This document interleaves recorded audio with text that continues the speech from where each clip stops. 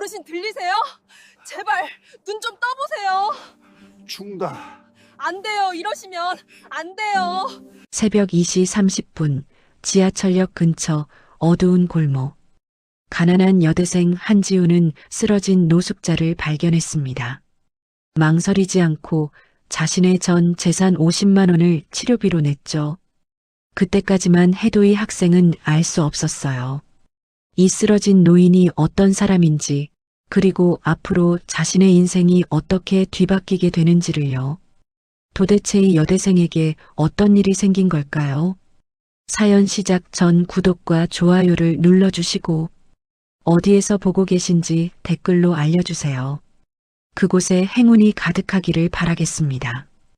2월의 새벽 공기는 뼛속까지 파고드는 추위였습니다. 한지우는 편의점 야간 알바를 마치고 지하철역을 향해 걷고 있었어요. 22살 지방에서 올라온 지 2년째인 여대생. 매일 새벽 2시에 끝나는 알바와 오전 9시 수업 사이의 짧은 시간이 그녀의 유일한 휴식이었습니다. 낡은 패딩 안쪽 주머니에는 오늘 받은 알바비가 들어 있었어요. 10만 원. 이번 주 생활비이자 다음 달 월세의 일부였죠.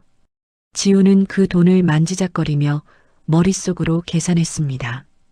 월세 35만 원, 관리비 5만 원, 교통비 10만 원, 식비는 하루 5천 원으로 계산하면 한 달에 15만 원. 아무리 계산해도 늘 부족했어요. 그래서 편의점 알바 외에도 주말마다 전단지 돌리는 일을 해야 했습니다.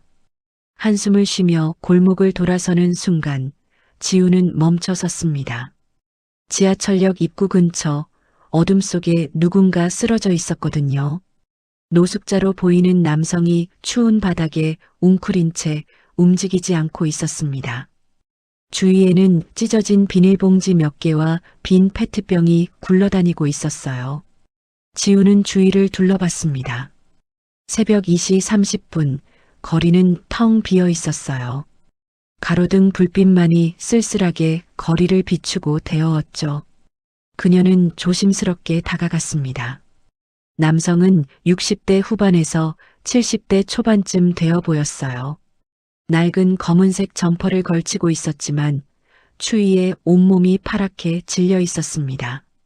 머리카락은 헝클어져 있었고 수염도 길게 자라 있었어요. 저기요, 괜찮으세요? 대답이 없었습니다. 지우는 무릎을 꿇고 남성의 어깨를 흔들었어요. 얼어붙은 땅바닥의 차가움이 무릎을 통해 전해졌습니다. 남성의 입에서 약한 신음소리가 새어나왔어요. 살아있었습니다. 하지만 숨소리가 너무 약했고 피부는 얼음처럼 차가웠습니다. 입술은 파랗게 변해 있었고 손가락 끝은 감각이 없는 듯 굳어 있었어요. 지우는 망설임 없이 119에 전화를 걸었습니다. 떨리는 목소리로 상황을 설명했어요. 위치, 환자의 상태, 나이대까지 최대한 자세히 말했습니다. 구급대원들이 도착하기까지 약 10분 정도 걸릴 거라는 답변을 들었어요. 그 10분이 영원처럼 느껴졌습니다. 지우는 자신의 패딩을 벗어 남성을 덮어주었어요. 두툼한 패딩이었지만 남성의 큰 체구를 모두 덮기에는 부족했습니다.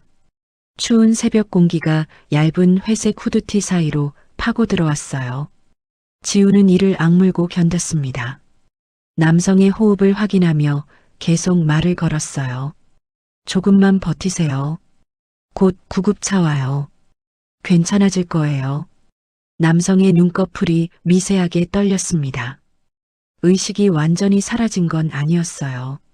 지우는 자신의 따뜻한 손으로 남성의 차가운 손을 감싸주었습니다. 남성의 손은 거칠었고 손톱 밑에는 때가 끼어 있었어요. 오랫동안 거리에서 생활한 흔적이었습니다. 드디어 구급차 사이렌 소리가 들렸습니다. 빨간 불빛이 골목을 밝혔어요. 응급구조사 2명이 재빨리 뛰어내려 지우에게 다가왔습니다. 그들은 숙련된 동작으로 남성의 상태를 확인했어요. 혈압계를 감고 체온을 재고 의식 수준을 확인했습니다. 혈압 80에 50, 체온 34도. 저체온증 심각합니다. 한 구조사가 다른 구조사에게 말했습니다. 그들은 남성을 들것에 조심스럽게 옮겼어요. 산소 마스크를 씌우고 담요로 감쌌습니다. 보호자이신가요? 아니요. 그냥 지나가다 발견했어요. 신원 확인이 되나요? 지갑이나 신분증 같은 거요. 구조사가 남성의 옷을 확인했지만 아무것도 없었습니다. 점퍼 주머니는 텅 비어 있었고 바지 주머니에도 아무것도 없었어요. 지갑도 신분증도 심지어 동전 한 입도 없었습니다. 완전히 신원 미상이었어요. 일단 병원으로 이송하겠습니다. 같이 가시겠어요? 지우는 고개를 끄덕였습니다. 왜 그랬는지 정확히 설명할 수 없었어요. 그냥 이 사람을 혼자 둘 수 없다는 생각이 들었습니다. 구급차 뒷문이 열렸고 지우는 올라탔어요. 좁은 공간 안에는 의료 장비들이 가득했고 소독약 냄새가 났습니다. 구급차가 출발했습니다. 사이렌이 새벽 거리를 가르며 울렸어요. 지우는 들건 옆 보조의자에 앉아 남성의 손을 잡았습니다. 산소 마스크를 쓴 남성의 얼굴은 여전히 창백했어요. 구조사가 정맥 주사를 놓고 혈압을 다시 측정했습니다. 혈압이 조금 올라가고 있습니다. 다행이네요. 15분 후 구급차는 대학병원 응급실에 도착했습니다. 응급실 입구는 환한 불빛으로 밝혀져 있었어요. 의료진이 대기하고 있다가 들것을 받아 안으로 들어갔습니다. 지우는 그 뒤를 따라갔어요. 환자 이름이 어떻게 되세요? 접수대 간호사가 물었습니다. 저는 그냥 지나가다 발견한 사람이에요. 이름은 모릅니다. 신원 미상이시군요. 보호자 관계는? 보호자 아닙니다. 길에서 쓰러진 걸 발견해서 119 불렀어요. 간호사는 난감한 표정을 지었습니다. 컴퓨터 화면을 보더니 조심스럽게 말했어요. 신원 미상 환자의 경우 치료비 보증금을 먼저 내셔야 응급처치가 가능합니다. 보험 적용이 안 되거든요. 보증금이요? 얼마나 필요한데요? 저체온증 환자니까 집중 치료가 필요해요. 최소 50만 원은 있어야 할 것 같습니다. 지우의 얼굴이 창백해졌습니다. 50만 원. 그녀의 통장에는 고작 73만 원이 들어 있었어요. 이번 달 월세 35만 원을 내면 38만 원 남고 관리비 5만 원에 교통비까지 빼면 거의 남는 게 없었습니다. 그나마 모아둔 돈 전부였어요. 보증금을 못 내시면 기본적인 응급처치만 하고 다른 병원으로 이송하거나 퇴원 조치될 수 있습니다. 간호사의 말에 지우는 응급처치실 커튼 너머를 바라봤습니다. 의료진이 남성의 옷을 벗기고 체온을 높이기 위한 처치를 하고 있었어요. 한 의사가 심각한 표정으로 무언가를 지시하고 있었습니다. 혈압이 너무 낮습니다. 수액 속도 올리세요. 체온이 계속 떨어지고 있어요. 긴박한 목소리들이 들렸습니다. 지금 당장 집중 치료를 받지 못하면 이 사람은 죽을 수도 있었어요. 지우는 떨리는 손으로 핸드폰을 꺼냈습니다. 뱅킹 앱을 열고 통장 잔액을 확인했어요. 73만 2,450원. 손가락이 화면 위에서 멈췄습니다. 이 돈은 한 달 생활비 전부였어요. 월세, 교통비, 식비. 이걸 쓰면 이번 달을 어떻게 버티지? 집에서 쫓겨나면 어디로 가지? 온갖 생각이 머릿속을 스쳤습니다. 하지만 지우는 커튼 너머를 다시 봤습니다. 차가운 바닥에 쓰러져 있던 남성의 모습이 떠올랐어요. 파랗게 질린 얼굴, 얼어붙은 손, 약한 숨소리. 그는 누군가의 아버지였을 수도 있고 할아버지였을 수도 있었습니다. 누군가는 이 사람을 찾고 있을지도 몰랐어요. 지우는 입술을 깨물었습니다. 그리고 깊게 숨을 들이쉬고 송금 버튼을 눌렀어요. 50만 원 이체했습니다. 간호사는 놀란 표정으로 지우를 바라봤습니다. 젊은 여대생이 이런 거액을 선뜻 내놓다니 믿기지 않는다는 표정이었어요. 정말 감사합니다. 바로 집중치료 진행하겠습니다. 의료진이 남성을 침대에 옮겨 복도를 지나갔습니다. 바퀴 소리가 복도에 울렸어요. 지우는 그 모습을 지켜보다가 벽에 기댔습니다. 다리에 힘이 풀렸어요. 통장에는 이제 23만 원 남짓 남아 있었습니다. 새벽 4시 지우는 병원을 나왔습니다. 차가운 새벽 공기가 얼굴을 때렸어요. 패딩은 여전히 남성에게 덮여 있었고 지우는 얇은 후드티 차림으로 걸어야 했습니다. 추위에 온몸이 떨렸지만 묘한 안도감이 들었어요. 사람을 살렸어. 그거면 됐지. 지우는 스스로에게 속삭였습니다. 하지만 동시에 불안도 밀려왔어요. 월세는 어떻게 내지? 이번 달은 어떻게 버티지? 밥은 제대로 먹을 수 있을까? 온갖 걱정이 머릿속을 가득 채웠습니다. 집으로 돌아가는 길, 지우는 24시간 편의점에 들렀습니다. 제일 싼 참치 삼각김밥 하나를 집어들었어요. 1,200원. 이제 하루 식비는 3,000원으로 줄여야 했습니다. 아침은 거르고 점심은 학교 식당 제일 싼 메뉴, 저녁은 편의점 삼각김밥. 계산이 끝났어요. 원룸에 도착했을 때는 새벽 5시였습니다. 3시간 반 후면 학교에 가야 했죠. 방은 작고 추웠어요. 보일러를 틀 돈도 아까워서 두꺼운 이불을 뒤집어 쓰고 잤습니다. 지우는 침대에 쓰러져 눈을 감았어요. 피곤했지만 잠이 쉽게 오지 않았습니다. 오늘 일이 꿈만 같았어요. 한 사람의 생명을 구했다는 뿌듯함과 앞으로의 생활에 대한 불안이 뒤섞여 가슴을 짓눌렀습니다. 핸드폰을 켜서 통장 잔액을 다시 확인했어요. 23만 2,450원. 한숨이 나왔습니다. 그래도 후회는 되지 않았어요. 사람의 목숨이 돈보다 소중하니까요. 지우는 그렇게 스스로를 다독이며 눈을 감았습니다. 그녀는 몰랐습니다. 오늘 밤의 선택이 자신의 인생을 완전히 바꿔놓을 거라는 사실을요. 그리고 불과 몇 시간 후 그녀의 작은 원룸 앞에 수억 원짜리 벤츠가 멈춰 설 거라는 것도요. 알람 소리에 지우는 겨우 눈을 떴습니다. 오전 8시, 거의 3시간밖에 자지 못했어요. 몸은 천근만근 무거웠고 머리는 지끈거렸습니다. 하지만 1교시 전공 수업에 빠질 수 없었어요. 출석이 성적의 30%였고 장학금을 유지하려면 학점을 지켜야 했거든요. 지우는 차가운 세면대 물로 얼굴을 씻었습니다. 거울 속 자신의 얼굴은 창백했고 눈 밑에는 다크서클이 짙게 드리워져 있었어요. 피부는 거칠었고 입술은 트고 갈라져 있었습니다. 영양 부족과 수면 부족이 얼굴에 그대로 드러나 있었죠. 간단히 머리를 묶고 어제 입었던 청바지를 다시 입었습니다.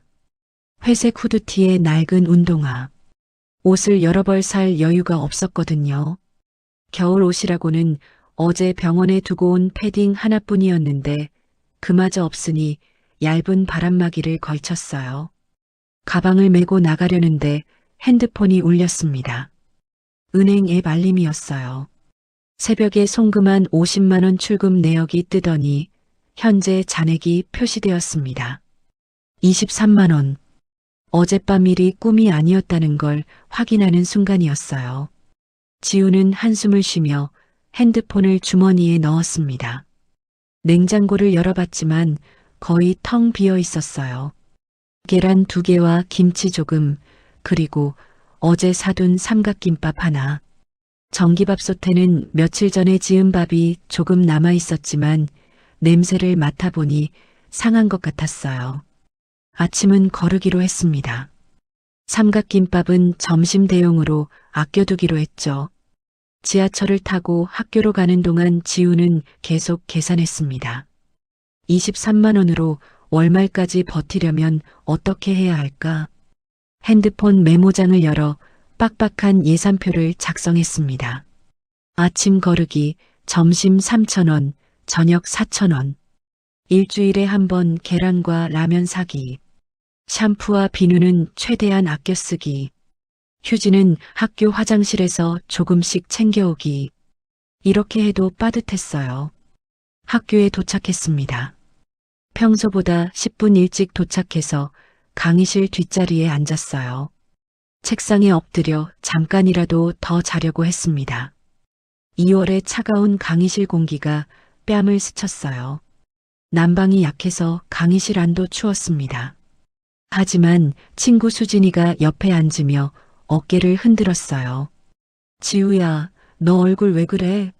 완전 피곤해 보이는데. 어제 무슨 일 있었어? 응, 어제 알바 끝나고 늦게 잤어.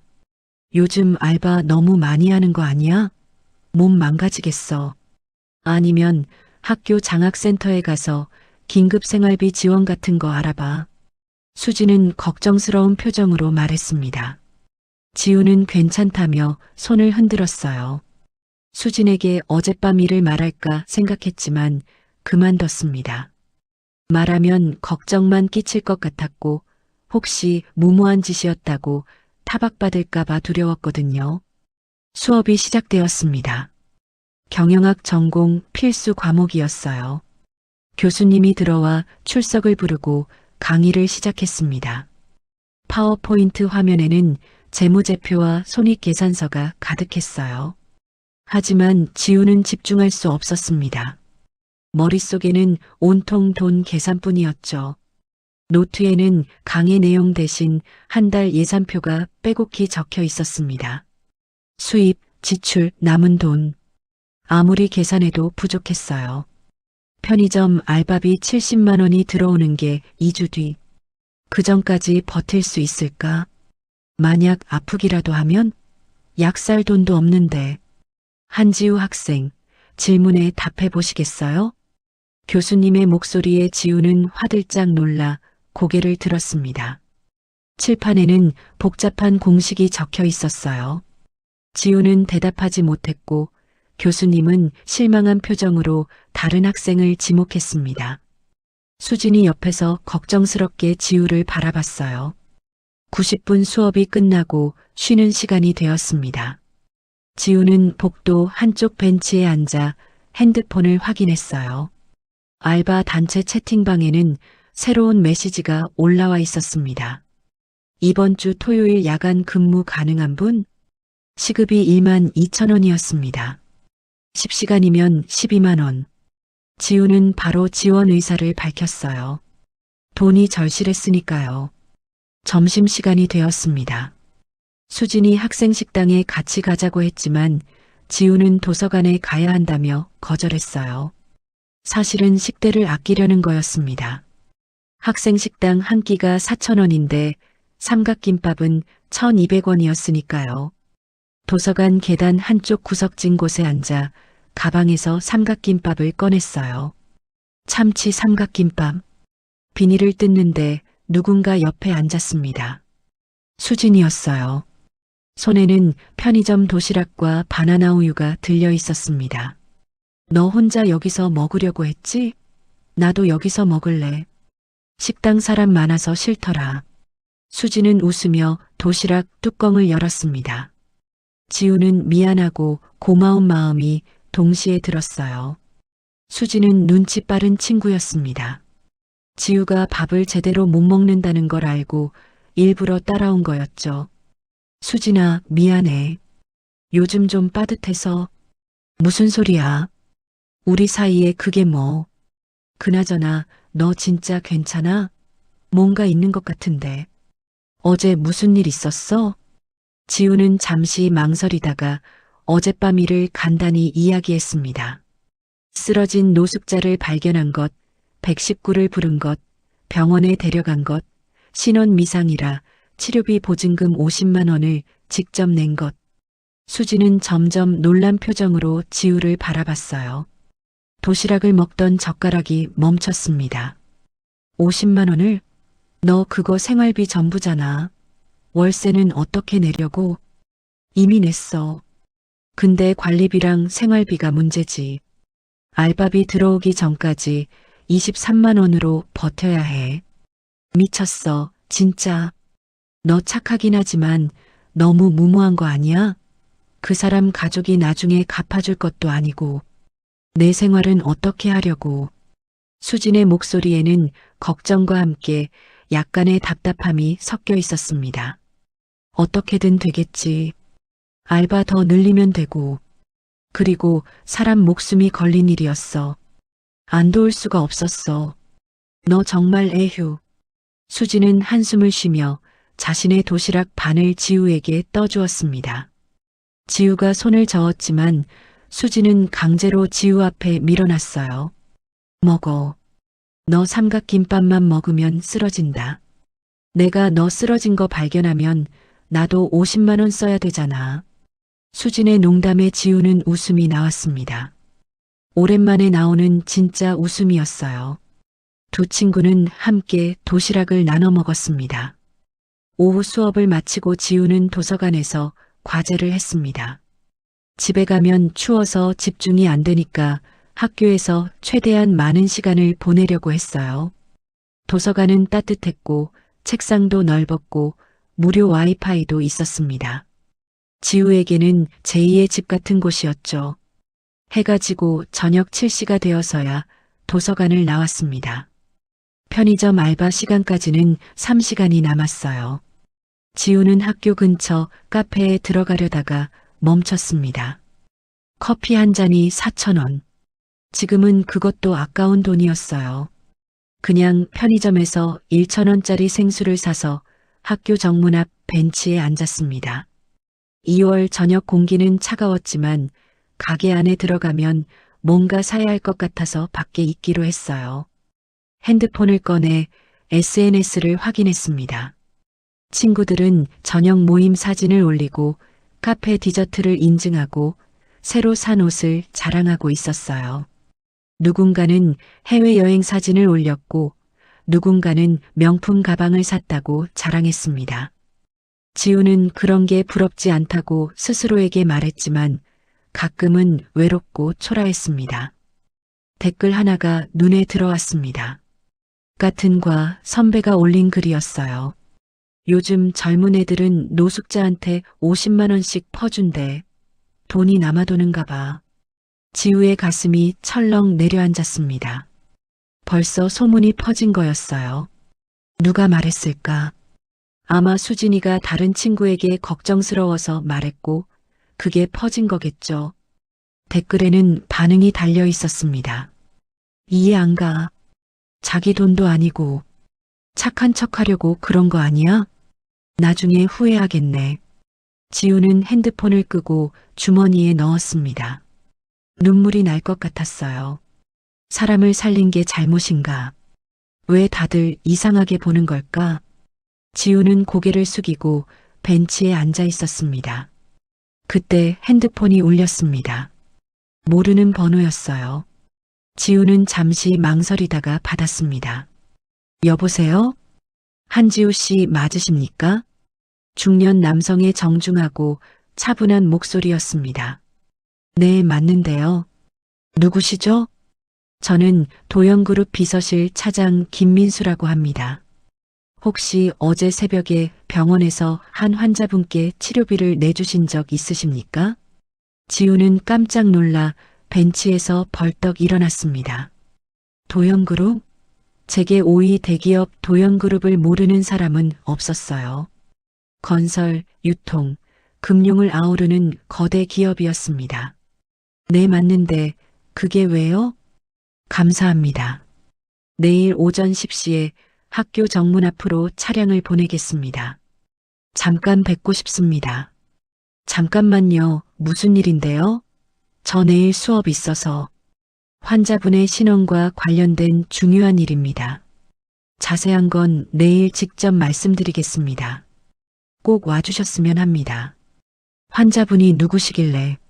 내일 뵙겠습니다. 전화가 끊겼습니다. 지우는 멍하니 핸드폰을 바라봤어요. 도연그룹? 환자의 신원? 도대체 무슨 일이지? 어젯밤 자신이 살린 노숙자가 대기업과 무슨 관련이 있다는 걸까? 불안과 호기심이 동시에 밀려왔습니다. 다음 날 아침 지우는 평소보다 일찍 일어났습니다. 어젯밤 전화 때문에 잠을 설쳤거든요. 도연그룹에서 연락이 온 이유가 무엇일까? 혹시 치료비를 돌려주려는 걸까? 아니면 다른 무언가가 있는 걸까? 온갖 생각이 머릿속을 맴돌았어요. 지우는 옷장을 열어봤습니다. 입을 만한 옷이 별로 없었어요. 청바지 2벌, 후드티 3장, 그리고 면접 볼 때 입었던 검은색 블라우스 하나. 대기업 사람을 만나는데 후드티를 입고 갈 수는 없었습니다. 지우는 블라우스를 꺼내 다림질을 했어요. 다리미가 없어서 뜨거운 물에 담갔다가 말리는 방식으로 주름을 펴야 했습니다. 세수를 하고 머리를 단정하게 빗었습니다. 화장은 하지 않았어요. 화장품을 살 돈이 없었거든요. 거울을 보니 여전히 피곤해 보이는 얼굴이었지만 최대한 깔끔하게 정돈했습니다. 아침 9시 지우는 학교로 향했습니다. 10시 약속이었지만 일찍 도착하고 싶었어요. 혹시 차가 일찍 오면 어쩌나 싶었거든요. 지하철 안에서도 계속 핸드폰을 확인했습니다. 혹시 연락이 올까 봐요. 학교 정문 앞에 도착한 시간은 9시 40분이었습니다. 지우는 정문 근처 벤치에 앉아 기다렸어요. 2월에 찬바람이 불었지만 긴장감 때문에 추위가 느껴지지 않았습니다. 주변을 둘러보니 등교하는 학생들이 3, 4, 5 지나갔어요. 누군가는 커피를 들고 누군가는 친구와 웃으며 걷고 있었습니다. 10시가 되었습니다. 지우는 시계를 확인하며 주변을 살폈어요. 하지만 특별한 차는 보이지 않았습니다. 혹시 장난 전화였나? 아니면 약속을 잊은 걸까? 불안감이 밀려왔어요. 그때 학교 정문 앞 도로에 검은색 대형 세단이 천천히 다가왔습니다. 벤츠 S클래스. 지우는 차에 대해 잘 몰랐지만 그 차가 보통 차가 아니라는 건 알 수 있었어요. 윤기나는 검은 차체, 은은하게 빛나는 크롬 장식, 그리고 조용하면서도 위압적인 존재감. 차가 지우가 앉아있는 벤치 앞에 멈춰 섰습니다. 뒷좌석 문이 열리고 정장 차림의 중년 남성이 내렸어요. 50대 초반쯤 되어 보이는 남성은 깔끔한 네이비 정장에 은색 넥타이를 메고 있었습니다. 얼굴은 단정했고 표정은 정중했어요. 남성은 주변을 둘러보다가 벤치에 앉아있는 지우를 발견했습니다. 그리고 다가오며 공손하게 인사했어요. 한지우 씨 맞으십니까? 네, 맞습니다. 지우는 긴장한 목소리로 대답하며 일어났습니다. 남성은 명함을 꺼내 건넸어요. 명함에는 도연그룹 비서실 차장 김민수라고 적혀 있었습니다. 회사 로고도 선명하게 박혀 있었어요. 어제 전화드린 김민수입니다. 만나 뵙게 되어 반갑습니다. 잠시 차로 모시겠습니다. 어디로 가는 건가요? 병원입니다. 가는 길에 자세히 설명드리겠습니다. 김민수는 차 문을 열어주었습니다. 지우는 잠시 망설였어요. 모르는 사람의 차를 타는 게 불안했지만 도연그룹이라는 이름이 주는 신뢰감이 있었습니다. 그리고 어제 살린 환자에 대한 궁금증도 컸어요. 지우는 뒷좌석에 올랐습니다. 차 안은 놀라울 정도로 넓고 고급스러웠어요. 가죽 시트는 부드러웠고 은은한 향기가 났습니다. 에어컨이 적당한 온도로 켜져 있었고 클래식 음악이 작게 흘러나왔어요. 지우가 타본 차 중 가장 좋은 차였습니다. 김민수가 조수석에 탔고 운전기사가 차를 출발시켰습니다. 차는 부드럽게 움직이기 시작했어요. 학교를 지나 큰 도로로 접어들었습니다. 긴장하지 않으셔도 됩니다. 좋은 일로 모신 겁니다. 김민수가 뒤를 돌아보며 부드럽게 말했습니다. 하지만 지우의 손은 여전히 떨리고 있었어요. 저기 어제 제가 살린 분이 도연그룹과 무슨 관련이 있나요? 네. 사실은 김민수는 잠시 망설이더니 조심스럽게 말을 이었습니다. 한지우 씨께서 구해주신 그분이 저희 회장님이십니다. 지우의 눈이 커졌습니다. 회장? 도연그룹 회장? 세계 5위 대기업의 최고 경영자? 그 사람이 어제 자신이 구한 노숙자였다고? 그럴 리가. 그분은 노숙자처럼 보였는데요. 3일 전부터 회장님께서 실종되셨습니다. 저희가 총력을 기울여 찾았지만 발견하지 못했어요. 그런데 한지우 씨께서 구해주신 겁니다. 지우는 말문이 막혔습니다. 머릿속이 복잡했어요. 자신이 병원비로 쓴 50만 원, 그 돈으로 살린 사람이 재벌 회장이었다니 믿기지 않았습니다. 회장님께서는 어제 의식을 회복하셨습니다. 그리고 첫 번째로 하신 말씀이 자신을 살려준 사람을 꼭 찾아달라는 것이었습니다. 김민수의 목소리에는 진심 어린 감사가 묻어났습니다. 병원 CCTV와 구급대 기록을 통해 한지우 씨를 찾았습니다. 회장님께서 꼭 뵙고 싶어 하십니다. 차는 계속 달렸습니다. 지우는 창밖을 바라봤어요. 익숙한 거리가 지나갔습니다. 하지만 모든 게 비현실적으로 느껴졌어요. 어제까지만 해도 월세 걱정, 생활비 걱정으로 잠 못 이루던 자신이 지금은 재벌 회장을 만나러 가고 있다니. 20분쯤 지나 차는 서울 중심가의 대형 종합병원 앞에 멈춰 섰습니다. VIP 전용 입구였어요. 일반 응급실이 아닌 특별한 사람들만 이용하는 곳이었습니다. 건물은 현대적이고 깨끗했으며 입구에는 보안 요원들이 서 있었어요. 김민수가 먼저 내려 지우를 위해 문을 열어주었습니다. 지우는 차에서 내렸어요. 병원 입구에는 정장 차림의 사람들이 여럿 서 있었습니다. 모두 긴장한 표정이었어요. 이쪽으로 오십시오. 김민수가 안내했습니다. 지우는 그를 따라 병원 안으로 들어갔어요. 로비는 일반 병원과는 달랐습니다. 마치 고급 호텔 같았어요. 대리석 바닥 샹들리에 편안한 소파들, 간호사들도 모두 단정한 유니폼을 입고 있었습니다. 엘리베이터를 타고 최상층으로 올라갔습니다. VIP 병동이었어요. 복도는 조용했고 일반 병실과는 비교할 수 없을 정도로 넓고 깨끗했습니다. 각 병실마다 보안 요원이 서 있었어요. 한 병실 앞에 도착했습니다. 문 앞에는 2명의 보안 요원이 서 있었고 그 옆에는 30대 중반쯤 되어 보이는 남성이 서 있었어요. 키가 크고 어깨가 넓고 정장이 완벽하게 어울리는 남성이었습니다. 얼굴은 준준했고 눈빛은 날카로웠어요. 김민수가 그 남성에게 다가가 속삭였습니다. 남성은 고개를 끄덕이고 지우를 바라봤어요. 그의 시선이 지우에게 꽂혔습니다. 차갑지만 동시에 호기심 어린 시선이었어요. 한지우 씨시죠? 남성이 한 걸음 다가오며 말했습니다. 목소리는 낮고 침착했어요. 네, 맞습니다. 저는 강도연입니다. 도연그룹 부회장이자 안에 계신 분의 아들입니다. 강도연. 지우는 그 이름을 들어본 적이 있었어요. 경제뉴스에 자주 등장하는 이름이었습니다. 젊은 나이에 부회장이 된 경영 천재, 냉철하고 완벽주의자로 알려진 사람. 저희 아버지를 살려주셔서 감사합니다. 강도연이 깊게 고개를 숙였습니다.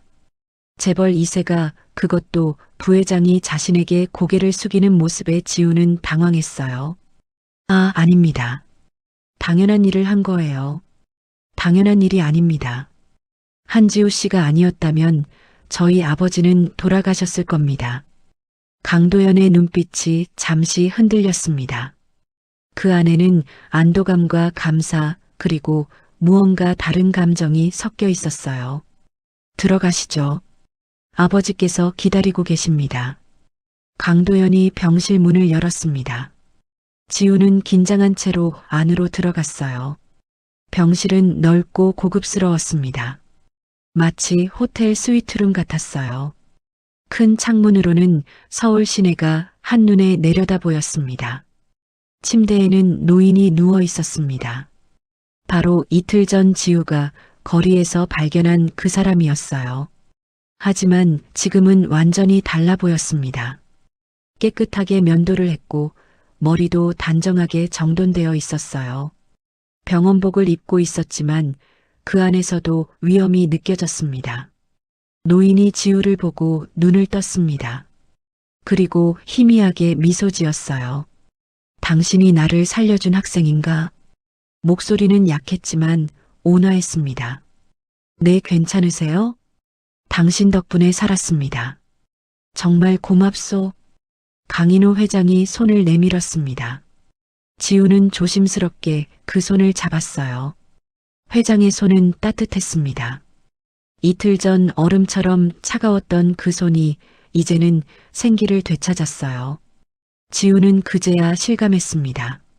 자신이 정말로 한 사람의 목숨을 구했다는 것을, 그리고 그 사람이 수많은 사람들에게 중요한 존재라는 것을요. 강도연이 옆에서 지켜보고 있었습니다. 그의 눈빛은 복잡했어요. 감사, 안도, 그리고 지우를 향한 묘한 호기심. 그는 이 평범해 보이는 여대생이 자신의 아버지를 구했다는 사실이 신기했습니다. 한지우 씨, 강도연이 조용히 말했습니다. 잠시 얘기 좀 할 수 있을까요?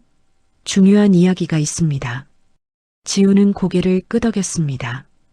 그녀는 아직 몰랐어요. 이 만남이 자신의 인생을 완전히 바꿔놓을 거라는 사실을요. 강도연은 지우를 병실 밖 별도의 상담실로 안내했습니다. 복도를 걷는 동안 지우는 주변을 둘러봤어요. VIP 병동은 조용했고 복도에는 고급스러운 그림들이 걸려 있었습니다. 일반 병원과는 완전히 다른 세계였어요. 간호사들이 조용히 지나가고 복도 끝에는 보안 요원이 서 있었습니다. 상담실에 도착했습니다. 넓은 방에는 편안한 가죽 소파와 유리 테이블, 그리고 서울 시내가 한눈에 내려다 보이는 큰 창문이 있었어요. 벽면에는 책장이 있었고 한쪽에는 작은 냉장고와 커피 머신이 놓여 있었습니다. 마치 고급 호텔의 라운지 같았죠. 강도연이 소파를 가리키며 앉으라는 손짓을 했습니다. 지우는 조심스럽게 소파 끝에 앉았어요. 소파는 부드러웠고 앉자마자 몸이 푹 가라앉았습니다. 강도연은 그 맞은편에 앉았어요. 그는 잠시 지우를 바라보다가 천천히 입을 열었습니다. 먼저 다시 한번 감사드립니다. 한지우 씨가 아니었다면 저희 아버지는 돌아가셨을 겁니다. 강도연의 목소리에는 진심 어린 감사가 담겨 있었습니다. 그는 항상 냉정하고 차갑다는 평가를 받는 사람이었지만 지금만큼은 진심으로 감정을 드러내고 있었어요. 정말 괜찮으신 건가요? 그날 상태가 너무 안 좋아 보였어서. 다행히 회복 중이십니다. 저체온증과 탈수가 심각했지만 한지우 씨가 빨리 발견해 주신 덕분에 생명을 구할 수 있었습니다. 강도연은 잠시 말을 멈추고 창밖을 바라봤습니다. 그의 눈빛에는 지난 며칠간의 고통과 불안이 어려 있었어요. 아버지를 잃을지도 모른다는 두려움, 그리고 이제 돌아왔다는 안도감. 그는 깊게 숨을 들이쉬고 천천히 다시 말을 이었습니다. 사실 한지우 씨께 말씀드려야 할 게 있습니다. 아버지가 왜 그런 상태로 거리에 계셨는지에 대해서요. 지우는 긴장한 채로 강도연을 바라봤습니다. 그의 표정이 점점 심각해졌어요. 눈빛이 차갑게 가라앉았고 턱선에 힘이 들어갔습니다. 3일 전 아버지께서 회사에서 퇴근하신 후 실종되셨습니다. 운전기사도 경호원도 없이 혼자 사라지셨어요. 강도연은 주먹을 꽉 쥐었습니다. 그 3일이 얼마나 지옥 같았는지 손등에 핏줄이 튀어나올 정도였어요. 그는 경찰에 신고했고 사설 탐정까지 고용했습니다. 회사 직원 전체가 총동원되어 아버지를 찾아 헤맸죠. CCTV를 추적하고 목격자를 찾고 가능한 모든 방법을 동원했지만 아버지는 흔적도 없이 사라진 상태였어요. 언론은 이미 냄새를 맡고 있었습니다. 재계 5위 도연그룹 회장 실종. 만약 이 사실이 공개되면 회사 주가는 폭락할 것이고 경쟁사들은 기회를 노릴 것입니다. 강도연은 최대한 조용히 아버지를 찾아야 했어요. 밤낮 없이 수소문하고 가능한 모든 인맥을 동원했습니다. 그런데 한지우 씨가 아버지를 발견하셨을 때 아버지는 신원을 확인할 수 있는 모든 것이 없는 상태였습니다. 지갑도 핸드폰도 심지어 시계도 없었어요. 강도연의 목소리가 더욱 차갑게 가라앉았습니다. 이건 우연이 아니었어요. 누군가 의도적으로 회장의 신원을 알 수 없게 만든 겁니다. 만약 지우가 발견하지 못했다면 회장은 신원 미상의 노숙자로 처리되어 무연고 시설로 보내졌을지도 몰랐어요. 강도연은 테이블 위에 태블릿을 꺼내 화면을 켰습니다. CCTV 영상이 나타났어요.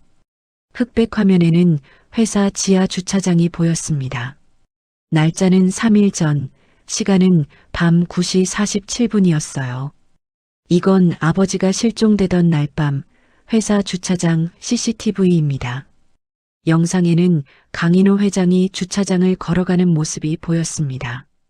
평소처럼 정장을 입고 서류 가방을 들고 있었어요. 그런데 회장이 지나간 후 뒤에서 검은 옷을 입은 인물이 조심스럽게 따라오고 있었습니다. 얼굴은 모자와 마스크로 완전히 가려져 있었어요.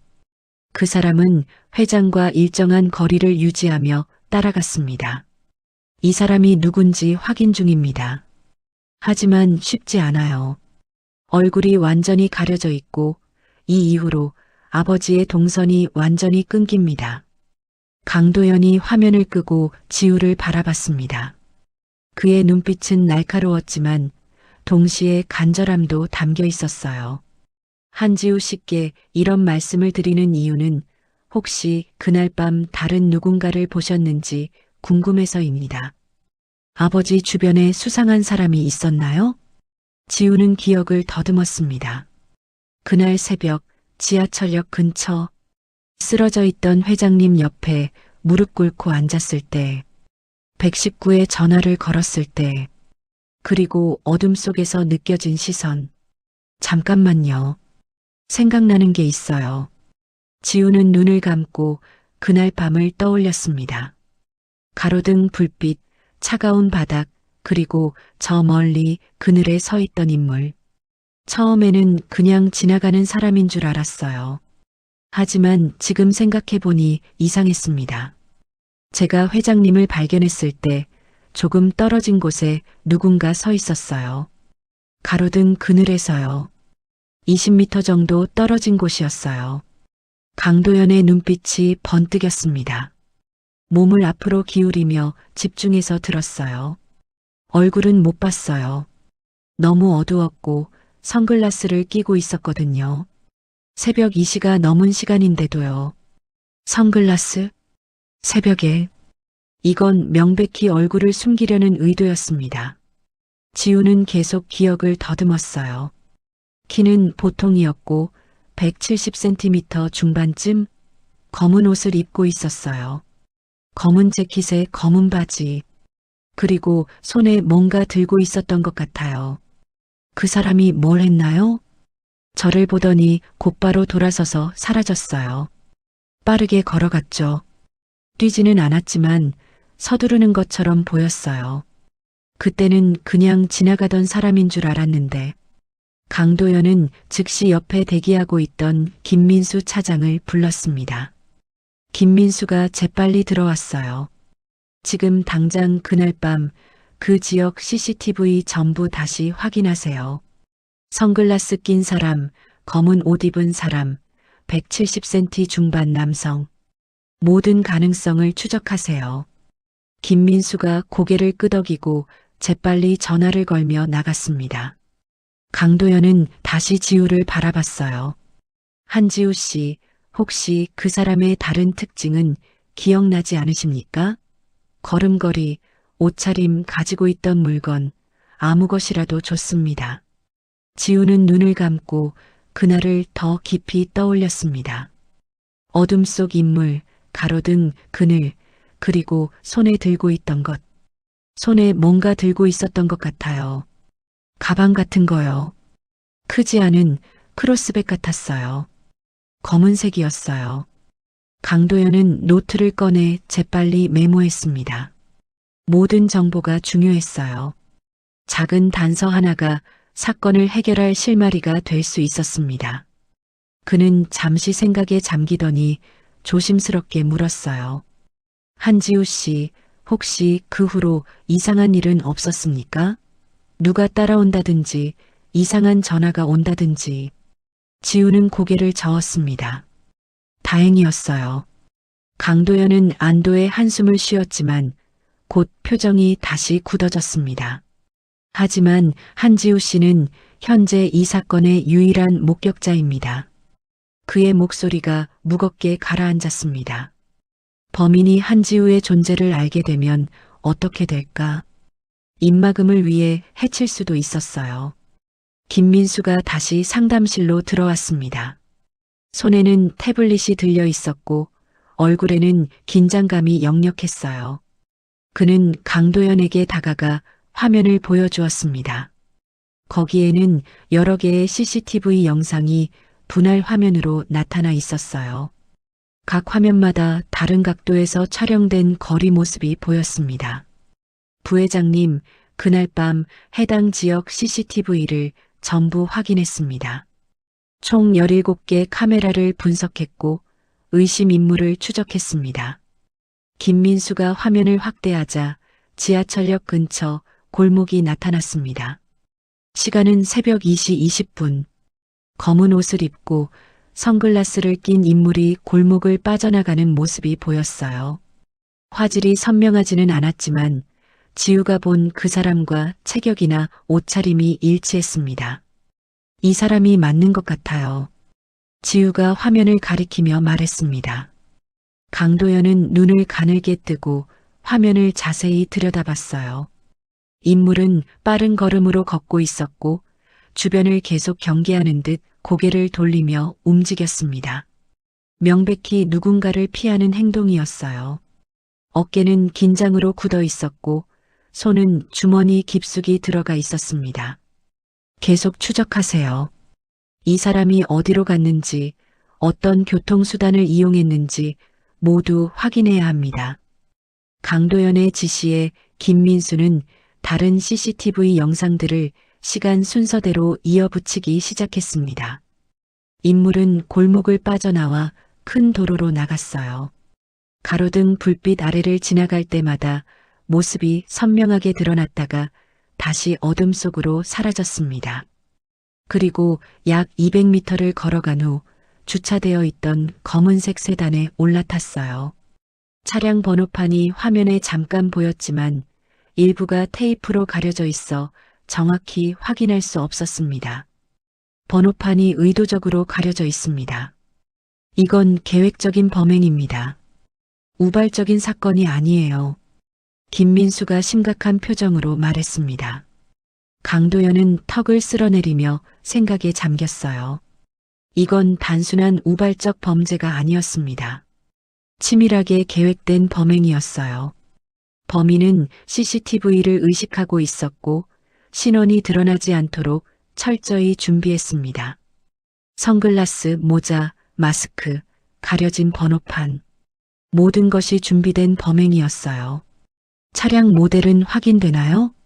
제네시스 G80으로 보입니다. 검은색, 2022년식 정도로 추정됩니다. 하지만 이 모델은 서울에만 수천 대가 있어서 추적이 쉽지 않습니다. 강도연은 한숨을 쉬었습니다.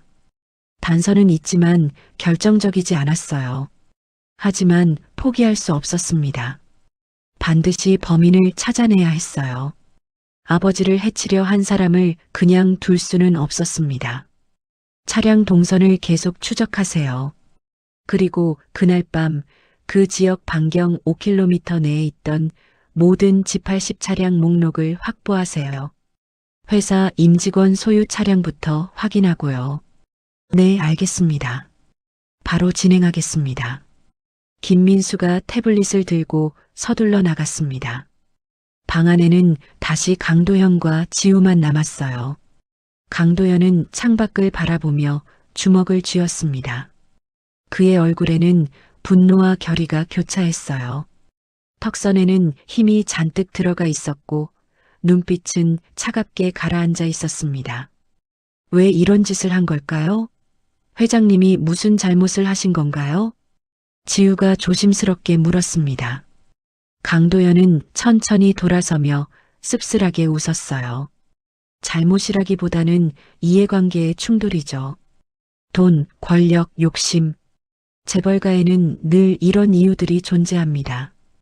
그의 목소리는 차갑고 씁쓸했습니다. 강도현은 오랫동안 이 세계에서 살아왔어요. 겉으로는 화려해 보이지만 그 안에는 끊임없는 권력 다툼과 배신이 있었습니다.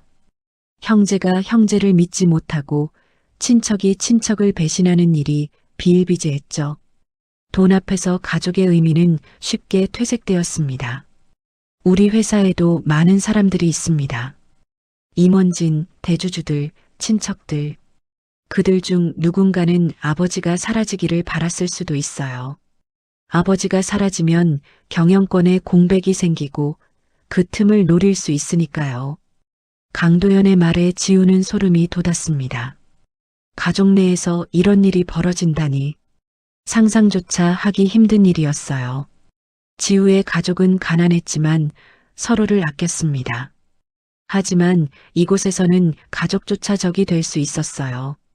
특히 의심되는 사람이 있습니까? 지우의 질문에 강도현은 잠시 망설였습니다.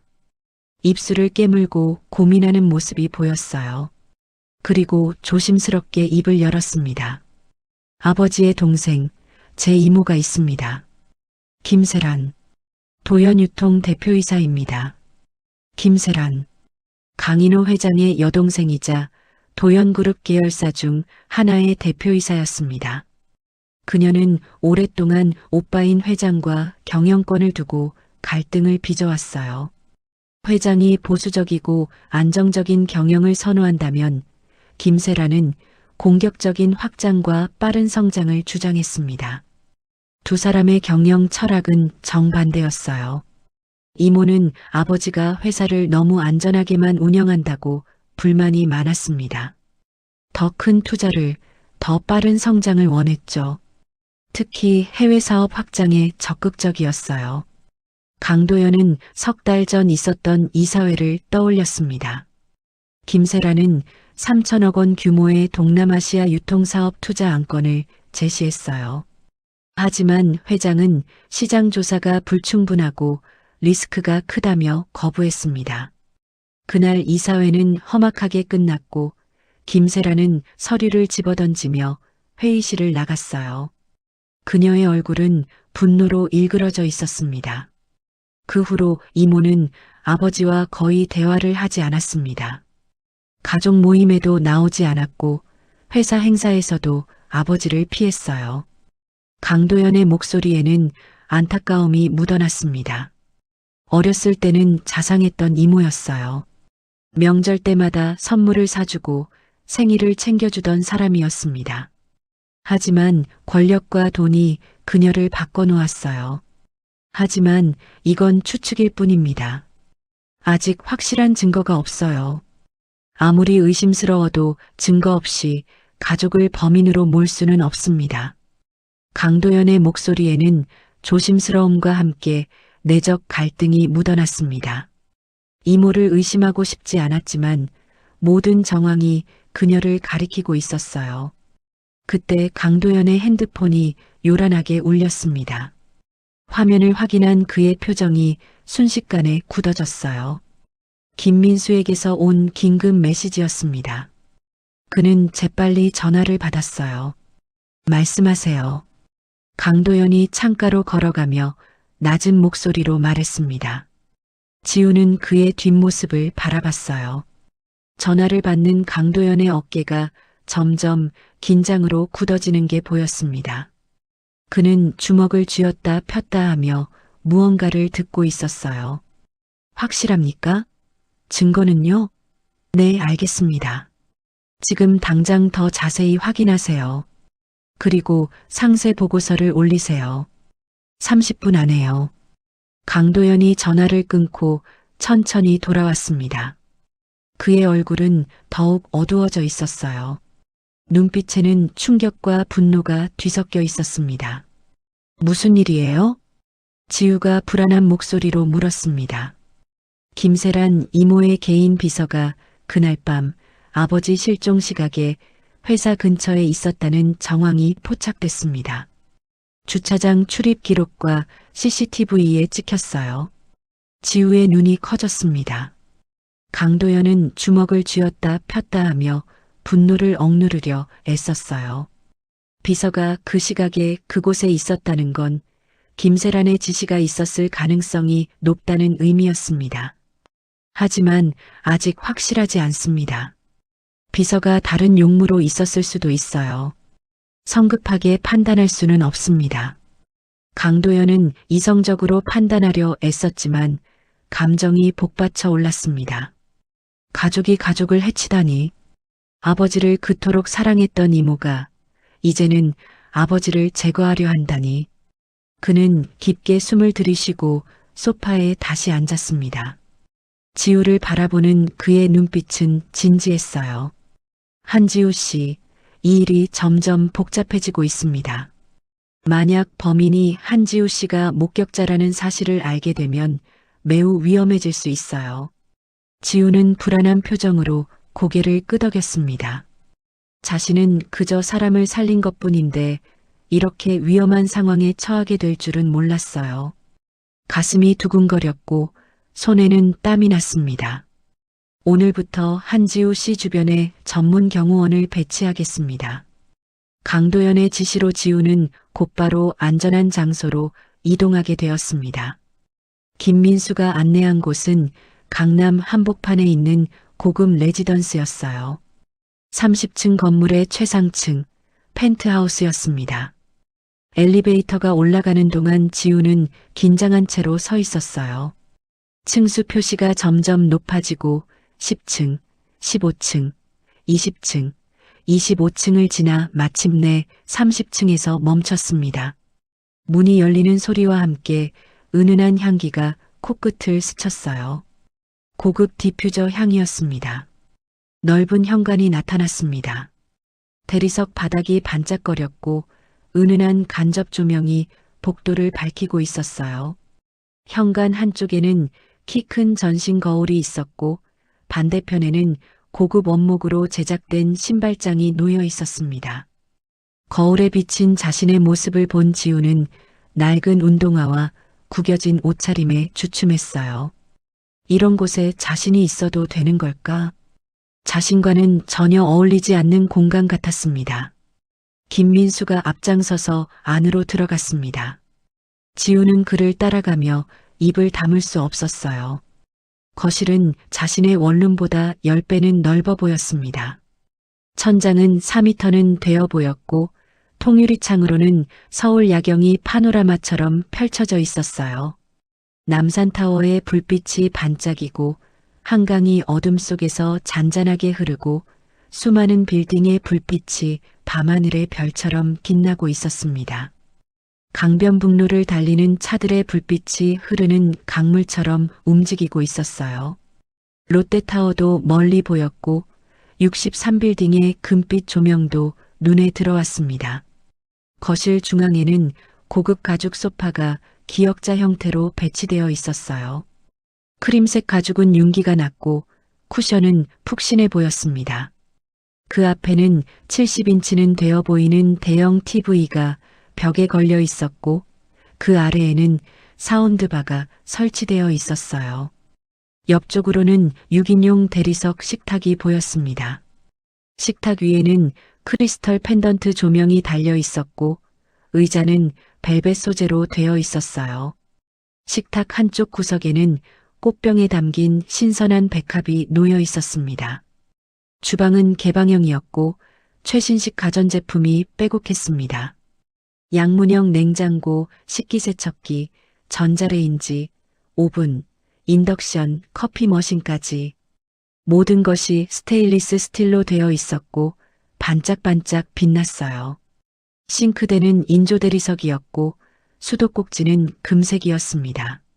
상부장과 하부장에는 그릇과 조리도구가 가득 차 있었어요. 냄비, 프라이팬, 믹서기, 전기밥솥까지 없는 게 없었습니다. 여기서 지내시면 됩니다. 24시간 경호가 이루어질 것이고 필요한 건 언제든 말씀하세요. 김민수가 공손하게 말하며 냉장고를 열어 보여주었습니다. 안에는 신선한 과일, 야채, 고기, 생선, 유제품이 가득 차 있었어요. 딸기, 포도, 사과, 배, 키위, 오렌지가 과일 칸에 정리되어 있었고 야채 칸에는 상추, 토마토, 오이, 파프리카, 브로콜리, 당근이 있었습니다. 고기 칸에는 소고기, 돼지고기, 닭고기가 준비되어 있었고 생선 칸에는 연어와 광어가 있었어요. 생수와 음료수도 종류별로 준비되어 있었습니다.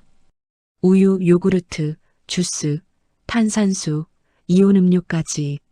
식탁 서랍을 열자 고급 수저와 그릇이 정리되어 있었습니다. 스테인리스 수저, 젓가락, 나이프, 포크, 스푼이 가지런히 놓여 있었고 접시와 그릇도 세트로 준비되어 있었어요. 와인잔과 샴페인잔, 맥주잔까지 있었습니다. 냅킨과 테이블 매트도 깔끔하게 정리되어 있었어요. 이건 너무 과한 것 같은데요. 전 그냥 원룸도 괜찮았어요. 지우가 당황한 목소리로 말했습니다. 김민수는 부드럽게 미소 지으며 대답했어요. 부회장님의 지시입니다. 한지우 씨의 안전이 최우선이라고 하셨어요. 그리고 은혜를 갚는 것은 당연한 일이라고요. 김민수가 침실로 안내했습니다. 침실 문을 열자 더욱 놀라운 광경이 펼쳐졌어요. 킹사이즈 침대는 호텔 스위트룸에서나 볼 법한 크기였고 하얀 이불과 베개는 새 것이었습니다. 침대 시트는 고급 면 소재였고 만져보니 부드러웠어요. 침대 옆에는 협탁이 2개 있었고 그 위에는 디자인 스탠드와 디지털 시계, 티슈 박스가 놓여 있었습니다. 협탁 서랍에는 충전기와 귀마개, 아이 마스크도 준비되어 있었어요. 창가에는 편안한 안락 의자와 작은 원형 테이블이 있었어요. 테이블 위에는 책 몇 권과 독서 등이 놓여 있었습니다. 책들은 베스트셀러 소설이었고 모두 새 책이었어요. 커튼은 자동으로 여닫을 수 있는 전동 커튼이었고 리모컨이 침대 옆 협탁에 있었습니다.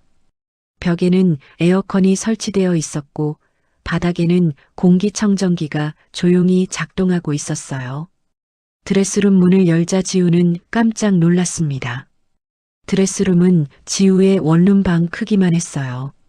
한쪽 벽 전체가 옷걸이와 선반으로 이루어져 있었고 반대편에는 신발장과 액세서리 서랍이 있었습니다. 가운데에는 아일랜드 형태의 서랍장이 있었고 그 위에는 거울이 놓여 있었어요.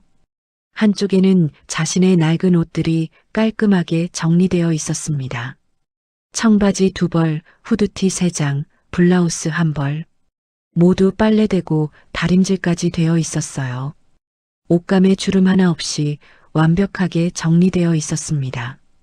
지우는 자신의 옷이 이렇게 깨끗해 보일 수 있다는 게 신기했어요. 그 옆에는 새 옷들이 가지런히 걸려 있었습니다. 명품 브랜드의 깔끔한 블라우스가 5벌, 바지 3벌, 원피스 2벌, 고급 코트 1벌, 가디건 2벌, 니트 3벌, 모두 지우의 사이즈였어요. 가격표를 확인하니 블라우스 한 벌이 80만 원이었습니다. 지우가 2달 알바를 해야 살 수 있는 금액이었어요. 바지는 60만 원, 원피스는 150만 원, 코트는 300만 원이 넘었습니다. 가디건도 50만 원, 니트도 70만 원씩 했어요. 신발장에는 새 운동화, 구두, 샌들, 부츠, 슬리퍼까지 있었습니다. 운동화는 30만 원짜리 명품 브랜드였고 구두는 50만 원이 넘어 보였어요. 부츠는 80만 원, 샌들도 40만 원이었습니다. 모두 지우의 신발 사이즈인 240였어요. 심지어 실내용 슬리퍼도 고급 브랜드였습니다. 액세서리 서랍을 열어보니 시계, 목걸이, 귀걸이, 팔찌, 반지가 들어있었어요. 모두 심플한 디자인이었지만 고급스러워 보였습니다. 시계는 스위스 브랜드였고 목걸이와 귀걸이는 진주와 다이아몬드로 장식되어 있었어요. 욕실은 더욱 호화로웠습니다. 대리석으로 마감된 넓은 공간은 지우의 원룸 전체만 했어요. 욕조와 샤워 부스가 분리되어 있었고 욕조는 자쿠지 기능이 있었습니다. 세면대는 2개나 있었고 거울은 벽 전체를 차지하고 있었어요. 조명도 밝았고 환풍기도 조용하게 작동하고 있었습니다. 바닥에는 난방이 들어와 따뜻했어요. 세면대 위에는 세면도구가 가지런히 놓여 있었어요. 고급 호텔에서 쓰는 프랑스 브랜드였습니다. 샴푸, 린스, 바디워시, 클렌저, 폼 클렌징, 스크럽, 팩, 헤어 트리트먼트까지. 수건은 부드러운 면 소재였고 목욕 가운도 준비되어 있었어요. 욕조 옆에는 입욕제와 바디오일, 향초가 놓여 있었습니다. 화장실에는 비데도 설치되어 있었고 휴지와 물티슈도 고급 제품이었어요. 화장대 서랍을 열어보니 기초 화장품이 가득했어요. 스킨, 로션, 에센스, 크림, 아이크림, 선크림, 클렌징 오일, 클렌징 폼, 필링젤, 마스크팩까지. 모두 백화점 브랜드였고 한 세트에 50만 원은 넘어 보였습니다. 심지어 색조 화장품까지 준비되어 있었어요. 파운데이션, 쿠션, 립스틱, 아이섀도우, 마스카라, 아이라이너, 메이크업 브러쉬 세트도 있었습니다. 김민수가 거실에서 지우를 기다리고 있었습니다. 그는 명함 한 장을 테이블 위에 놓으며 차분하게 설명했어요. 이 번호로 연락 주시면 언제든 도움 드리겠습니다. 식사는 매일 3끼 배달될 예정이고 원하시는 메뉴가 있으면 말씀해 주세요. 한식, 양식, 중식, 일식 모두 가능합니다. 청소는 이틀에 한 번, 세탁은 필요하실 때 연락 주시면 당일 처리됩니다. 그 외에 필요한 물품이 있으면 언제든 말씀하세요. 지우는 멍하니 고개를 끄덕였습니다. 모든 게 너무 과분했어요. 며칠 전만 해도 하루 식비 3,000원으로 버티던 자신이 지금은 이런 곳에 있다니 꿈인지 현실인지 구분이 안 됐습니다. 김민수가 나가고 현관문이 닫히는 소리가 들렸어요. 지우는 혼자 넓은 거실에 남았습니다. 갑자기 고요함이 밀려왔어요. 통유리창 너머로 서울의 불빛들이 반짝이고 있었지만 지우는 묘하게 외로움을 느꼈습니다. 이 넓은 공간에 혼자 있다는 게 오히려 불편했어요. 원룸에서는 좁아서 답답했는데 여기서는 너무 넓어서 허전했습니다. 소파에 앉아 핸드폰을 확인했습니다. 친구 수진에게서 연락이 와 있었어요. 지우야, 너 어디야? 학교 이틀째 안 나왔다며? 교수님도 물어보시던데. 무슨 일 있어? 연락해. 진짜 걱정돼. 지우는 답장을 어떻게 해야 할지 고민했어요. 이 모든 상황을 설명할 수는 없었습니다.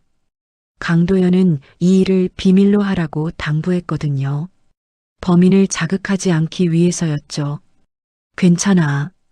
좀 급한 일이 생겨서 며칠 쉬는 거야. 걱정하지 마. 곧 연락할게. 다음 날 오후 초인종이 울렸습니다.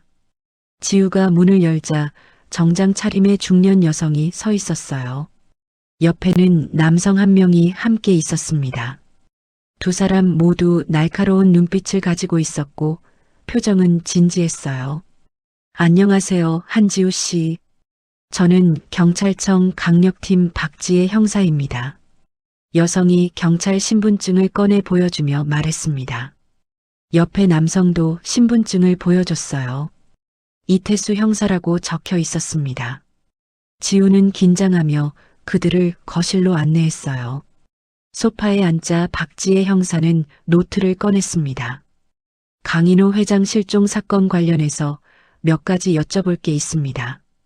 한지우 씨가 유일한 목격자시더군요. 지우는 그날 밤의 일을 자세히 설명했어요.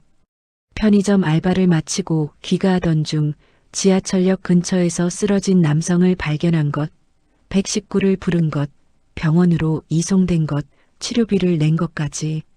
박지혜 형사는 꼼꼼하게 메모하며 들었습니다. 그날 밤 주변에 다른 사람은 없었나요? 있었어요. 조금 떨어진 곳에 누군가 서 있었어요. 어떻게 생겼나요? 얼굴은 못 봤어요. 너무 어두웠고 선글라스를 끼고 있었거든요. 새벽인데도요. 박지혜 형사의 눈빛이 날카로워졌습니다. 이태수 형사도 메모를 시작했어요. 키는 얼마나 되었나요? 보통이었어요. 170cm 중반 정도. 체격도 보통이었고요. 옷차림은요? 검은 옷이었어요. 검은 재킷에 검은 바지. 그리고 손에 가방을 들고 있었어요. 크로스백 같았어요. 그 사람이 뭘 했나요? 저를 보더니 곧바로 돌아서서 사라졌어요. 빠르게 걸어갔어요. 형사들은 30분 넘게 질문했습니다. 인물의 걸음걸이, 목소리, 특이한 점, 사라진 방향까지. 지우는 기억나는 모든 것을 말했어요. 하지만 어두웠던 탓에 확실하지 않은 부분이 많았습니다. 혹시 그 후로 이상한 일은 없었나요? 누가 따라온다든지 이상한 전화가 온다든지. 아니요, 그런 건 없었어요. 다행입니다. 하지만 조심하세요. 한지우 씨는 중요한 증인이니까요. 형사들이 명함을 두고 나갔습니다. 지우는 다시 혼자 남았어요. 가슴이 두근거렸습니다. 자신이 정말 위험한 상황에 있다는 게 실감났어요. 그날 저녁 강도연이 레지던스를 방문했습니다. 그는 평소보다 표정이 어두웠어요. 눈빛에는 분노가 서려 있었고 턱선에는 힘이 들어가 있었습니다. 무슨 일 있으세요? 지우가 조심스럽게 물었습니다. 강도연은 소파에 앉으며 한숨을 쉬었어요. 이모가 움직이기 시작했습니다. 그의 목소리는 차갑게 가라앉아 있었습니다. 강도연은 서류 가방에서 태블릿을 꺼내 지우에게 보여줬어요. 화면에는 인터넷 기사가 떠 있었습니다. 도연그룹 회장 구한 여대생, 과연 선이었나? 기사 제목을 본 지우의 얼굴이 창백해졌습니다. 기사 내용은 더 충격적이었어요. 지우가 처음부터 강인호 회장이라는 걸 알고 접근했다는 내용, 거액의 보상을 노렸다는 추측, 심지어 사건을 조작했을 가능성까지 제기하고 있었습니다. 이게 뭐예요? 이건 거짓말이에요. 지우의 목소리가 떨렸습니다. 강도연은 화면을 넘겼어요. 또 다른 기사가 나타났습니다. 가난한 여대생의 계산된 선행? 재벌과의 인연 노렸나? 50만 원으로 수십억 챙기려는 치밀한 계획? 기사는 계속 이어졌습니다. 모두 지우를 의심하고 비난하는 내용이었어요. 댓글은 더 심했습니다. 돈 노리고 한 것 뻔하네. 요즘 젊은 애들 무섭다. 재벌한테 빌붙으려고 수작 부린 거지. 지우는 눈물이 날 것 같았습니다. 자신은 그냥 사람을 살린 것뿐인데 왜 이런 말을 들어야 하는 걸까? 이게 다 이모의 짓입니다. 강도연이 단호하게 말했습니다. 김세라는 한지우 씨의 존재가 불편한 겁니다. 유일한 목격자니까요. 그래서 한지우 씨의 신뢰도를 떨어뜨리려는 거예요. 강도연은 화면을 끄고 지우를 바라봤습니다. 이 기사들을 쓴 기자들 모두 이모와 친분이 있는 사람들입니다. 돈을 받고 쓴 기사예요. 지우는 주먹을 쥐었습니다. 분노가 치밀어 올랐어요. 하지만 동시에 무력감도 느꼈습니다. 자신은 대기업과 싸울 수 없었어요. 다음 날 상황은 더 악화되었습니다. SNS에는 지우의 사진과 개인정보가 퍼지기 시작했어요. 다니던 학교, 원룸 주소, 알바하던 편의점까지 누군가 의도적으로 유출한 것이었습니다. 학교 커뮤니티는 난리가 났어요. 지우를 아는 학생들이 글을 올리기 시작했습니다. 저애 우리 학교 다니는데 평소에도 돈 밝히더라. 맨날 알바 얘기만 하고 돈 없다고 징징대더니 결국 재벌 노렸네. 불쌍한 척하면서 주변 사람들 이용하는 애였음. 모두 거짓말이었습니다. 하지만 사람들은 그 말을 믿었어요. 지우의 핸드폰에는 모르는 번호로 문자가 쏟아지기 시작했습니다. 돈 밝히는 년. 재벌한테 빌붙는 거지. 너 같은 애가 대학 다니냐? 지우는 핸드폰을 꺼버렸습니다. 하지만 이미 늦었어요. 친구 수진에게서도 연락이 왔습니다. 지우야, 지금 학교에 무슨 소문 도는지 알아?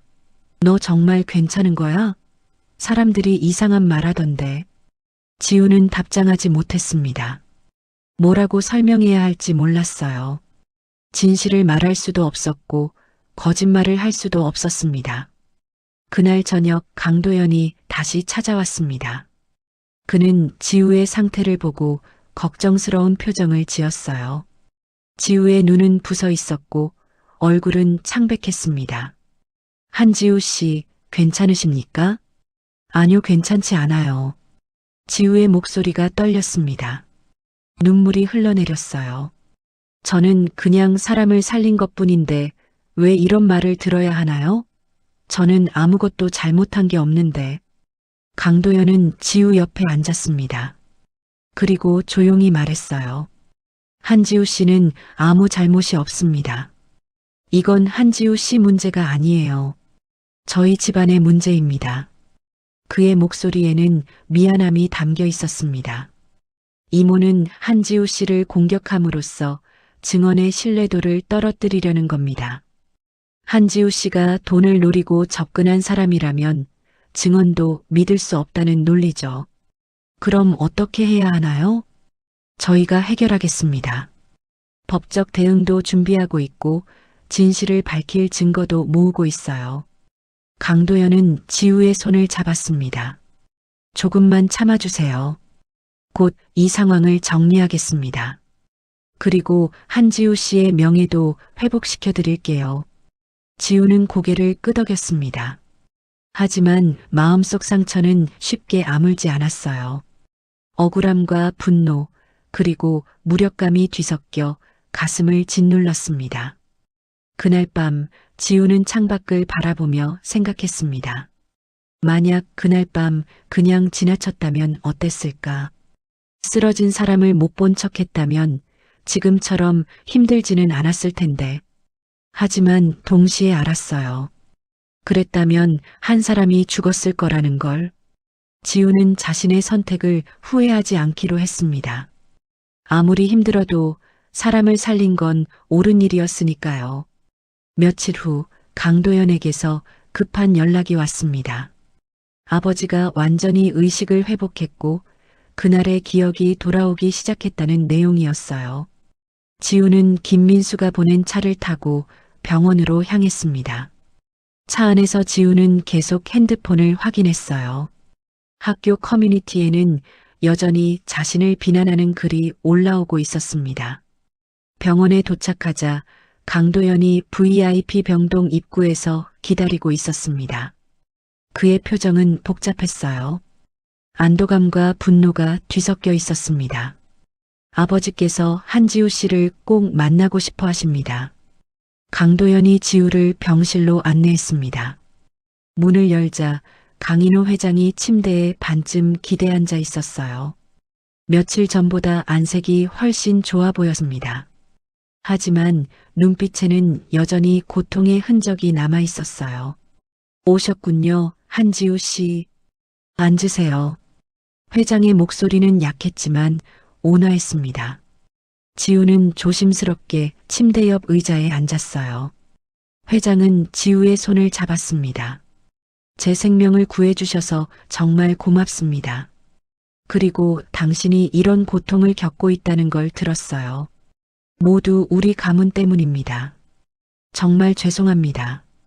회장의 눈에는 미안함이 가득했습니다. 지우는 고개를 저었어요. 괜찮습니다. 회장님께서 살아계신 게 중요해요. 강도연이 침대 반대편에 섰습니다. 그는 아버지를 바라보며 조심스럽게 물었어요. 아버지, 이제 그날 일을 말씀해 주실 수 있으십니까? 무슨 일이 있었는지. 회장은 깊게 숨을 들이쉬었습니다. 그리고 천천히 말하기 시작했어요.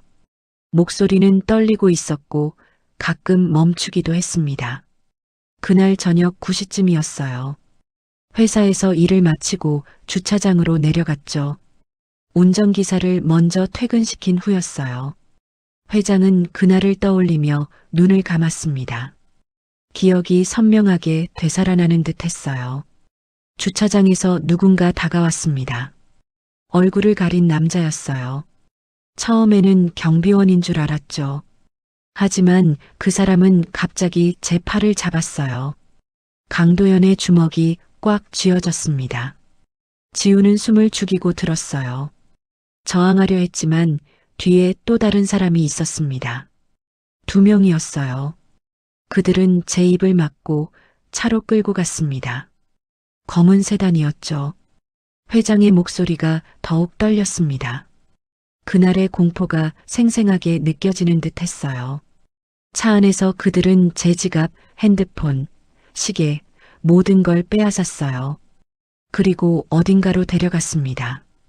폐건물 같았어요. 추웠고 어두웠죠. 강도연이 물었습니다. 얼마나 있었습니까? 이틀 아니 3일인가. 정확히 기억나지 않아요. 물과 빵만 줬고 계속 감금되어 있었습니다. 회장은 손으로 얼굴을 감싸며 괴로워했습니다. 그 시간이 얼마나 지옥 같았는지 상상이 갔어요. 그들은 제게 아무 말도 하지 않았어요. 협박도 요구도 없었습니다. 그냥 저를 그곳에 가둬뒀죠. 마치 사라지게 하려는 것 같았어요. 지우가 조심스럽게 물었습니다. 그럼 어떻게 거리에? 사흘째 되던 날 갑자기 문이 열렸어요. 아무도 없었습니다. 저는 도망쳤죠. 하지만 어디인지 몰랐어요. 낯선 공업지대였고 사람도 없었습니다. 회장은 그때의 절망을 떠올리며 눈물을 흘렸습니다. 정신없이 걸었어요. 얼마나 걸었는지 모르겠어요. 추웠고 배고팠고 지쳤습니다. 결국 쓰러졌죠. 그리고 한지우 씨가 절 발견해 주셨습니다. 강도연이 물었습니다. 목소리는 차갑게 가라앉아 있었어요. 아버지, 그 사람들이 누군지 아십니까? 얼굴을 보셨나요? 회장은 잠시 망설였습니다. 그리고 떨리는 목소리로 말했어요. 한 명은 봤습니다. 마스크를 잠깐 벗었을 때요. 누구였습니까? 최진우. 세란의 비서. 순간 병실에 무거운 침묵이 흘렀습니다. 강도연의 얼굴이 굳어졌어요. 예상했던 일이지만 아버지의 입으로 직접 듣는 건 달랐습니다. 확실합니까? 그래. 확실해. 20년 넘게 봐온 얼굴이니까. 강도연은 주먹을 쥐었다 폈다 했습니다. 분노가 치밀어 올랐지만 이성적으로 생각하려 애썼어요. 최진우가 단독으로 할 일이 아닙니다. 배우가 있어요. 회장은 고개를 끄덕였습니다. 그리고 고통스러운 표정으로 말했어요. 세란 내 동생 세란이 날 죽이려 한 거야. 목소리에는 배신감과 슬픔이 가득했습니다. 평생 가족이라고 믿었던 동생이 자신을 제거하려 했다는 사실이 받아들여지지 않았어요. 감금되어 있을 때 들었어요. 그들이 나누는 대화를요. 이사님 지시대로 했다. 회장이 사라지면 경영권이 바뀐다. 그런 말들을요. 강도연이 물었습니다. 이사님이라면 김세란 이모를 말하는 건가요? 그렇습니다. 세란을 그렇게 부르는 사람은 그녀의 측근뿐이에요.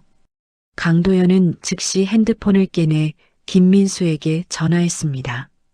지금 당장 변호사팀 소집하세요.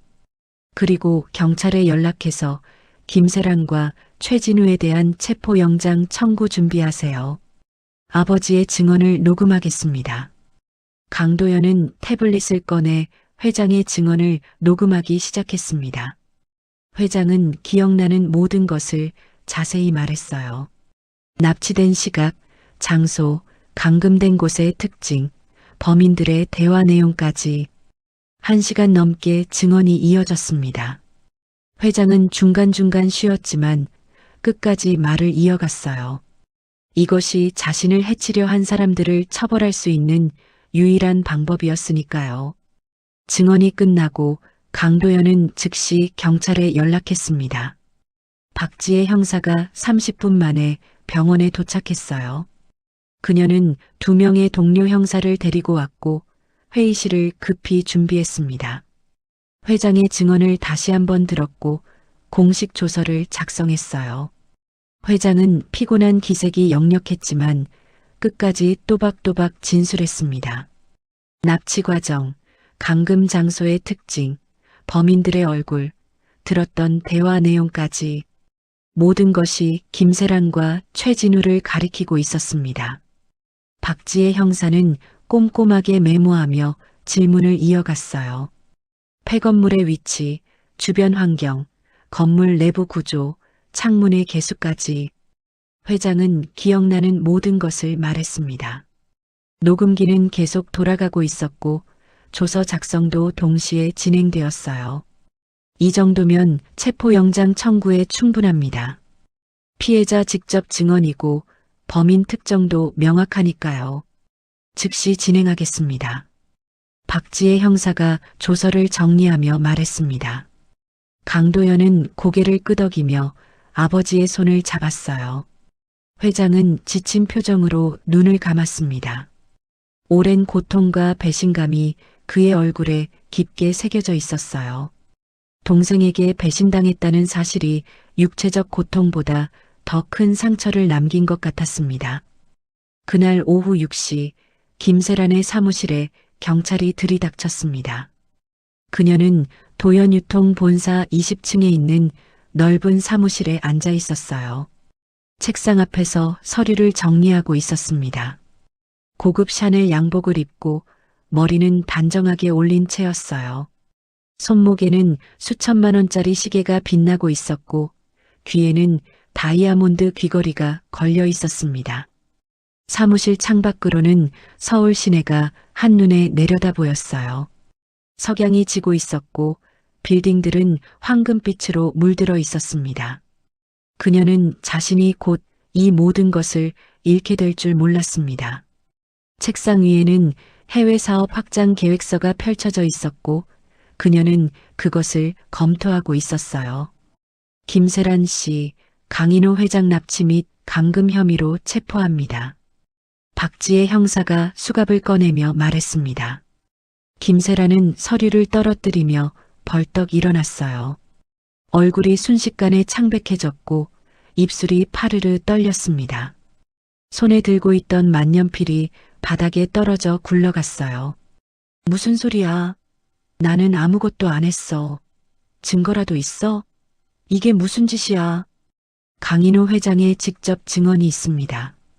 그리고 최진우 씨가 이미 자백했습니다. 김세란 씨의 지시를 받았다고 진술했어요. 박지혜 형사의 말에 김세란의 다리에서 힘이 빠졌습니다.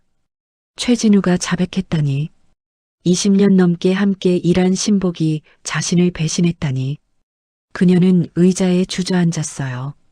옆에 있던 이태수 형사가 다가와 수갑을 채우려 했습니다. 잠깐만, 나한테 변호사 부를 권리가 있어. 당장 내 변호사한테 연락해. 물론입니다. 경찰서에서 연락하실 수 있습니다.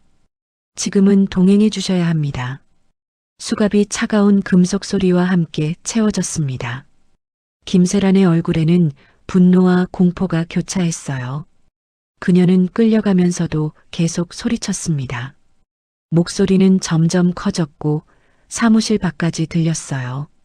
내가 뭘 잘못했어. 오빠는 회사를 망치고 있었다고. 보수적이고 소극적이고 난 회사를 살리려고 한 거야. 더 크게 만들려고 한 거라고. 하지만 아무도 그녀의 말을 듣지 않았습니다. 사무실 직원들은 복도에 나와 충격에 빠진 표정으로 지켜볼 뿐이었어요. 비서들은 입을 막고 있었고 임원들은 믿을 수 없다는 표정이었습니다. 곧 이 장면은 건물 밖에 대기하고 있던 언론에 포착되었고 실시간 뉴스 속보로 전국에 퍼졌습니다. 카메라 플래시가 터졌고 기자들이 소리쳤어요. 이사님, 정말 회장님을 납치하셨습니까? 왜 그런 짓을 하셨습니까? 할 말씀 있으십니까? 김세라는 고개를 숙이고 경찰차에 탔습니다. 차 문이 닫히는 순간까지 기자들의 카메라 셔터 소리가 울렸어요. 동시에 최진우도 자택에서 체포되었습니다. 그는 강남의 고급 아파트에 살고 있었어요. 경찰이 현관벨을 눌렀을 때 그는 이미 체념한 표정으로 문을 열었습니다. 짐을 싸고 있었던 것 같았어요. 거실 바닥에는 캐리어가 놓여 있었고 옷가지가 여기저기 널려 있었습니다. 경찰이 오자 그는 저항도 하지 않았습니다. 조용히 수갑을 받아들였고 차에 탔어요. 경찰차 안에서 그는 고개를 숙이고 있었습니다. 20년 충성한 결과가 이것이라니. 그는 김세란을 원망했지만 동시에 자신의 선택을 후회했어요. 저녁 7시 뉴스는 이 사건으로 도배되었습니다. 모든 방송사가 긴급 속보를 띄웠어요. 도연그룹 김세란 이사, 친오빠 납치 혐의로 긴급 체포, 재벌가 권력 다툼, 살인 미수로 번져, 경영권 노린 동생, 형을 3일간 감금, 최측근 비서 사주의 범행 치밀한 계획. 앵커들은 심각한 표정으로 사건을 보도했습니다. 화면에는 김세란이 수갑을 찬 채 경찰차에 오르는 모습이 반복 재생되었어요. 전문가들이 스튜디오에 나와 재벌가의 권력 다툼에 대해 분석했습니다.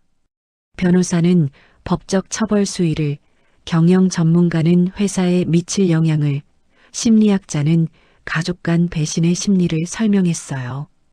김세란이 경영권을 차지하기 위해 오빠를 제거하려 했다는 내용, 최진우가 실행범이었다는 사실, 강인호 회장이 기적적으로 살아난 과정까지 모든 것이 상세히 보도되었습니다. 그리고 지우의 이야기도 다시 조명되었습니다. 이번에는 영웅으로서요. 가난한 여대생, 전 재산 50만 원으로 재벌 회장 살려. 순수한 선행이 재벌가 음모 밝혀내. 의심받던 여대생, 진짜 영웅이었다. 50만 원의 기적, 한 사람의 용기가 진실 밝혀.